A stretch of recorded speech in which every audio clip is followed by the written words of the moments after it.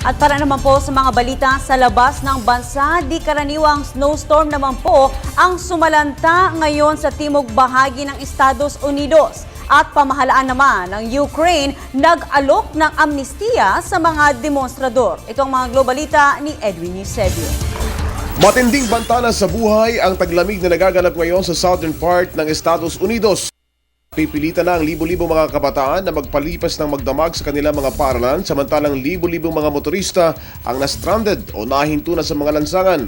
May 7 taon na rin ang naitalang namatay dulot ng winter storm at nagsisilikas na ang may 60 milyong tao na hindi sanay sa yelo at niebe mula Texas hanggang Carolinas. Sa Atlanta, hindi na nakagagalaw ang mga sasakyan at halos lahat ng mga motorista ay nanatili ng may 18 oras sa lansangan. May 800 sakuna rin sa kalsada ang naitala sa Atlanta samantalang ang 5 namatay sa Alabama at 2 sa Georgia ay isinisisi rin sa masamang panahon. Libo-libo ring flights ng mga eroplano ang nakansela sa isa sa mga pinakabalang paliparan, ang Hartsfield-Jackson Atlanta International Airport. Ayon sa mga forecasters, magtatagal pa ang matinding winter temperature sa southern USA. Inaprubahan na ng Parlamento ng Ukraine ang batas na nag-aalok ng amnestiya sa mga naarestong demonstrador sa naganap na anti-government protest.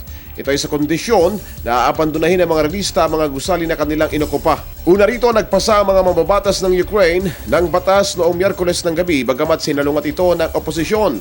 Sinabi ng leader ng mga ito, tanggap ang kondisyon na bakantihin ng mga protesters sa mga gusali. Una rito, tinanggap na ng tinutuligsang presidente na si Viktoria Yanukovych ang pagbibitiw ng Prime Minister niya na si Mykola Azarov na pangunahing ginigiit ng mga demonstrador. Samantala, nagbabala si dating Ukraine President Leonid Kravchuk na nanganganib na sumiklab ang giyera sibil sa kanilang bansa. Para sa Telebisyon ng Bayan, Edwin Eusebio.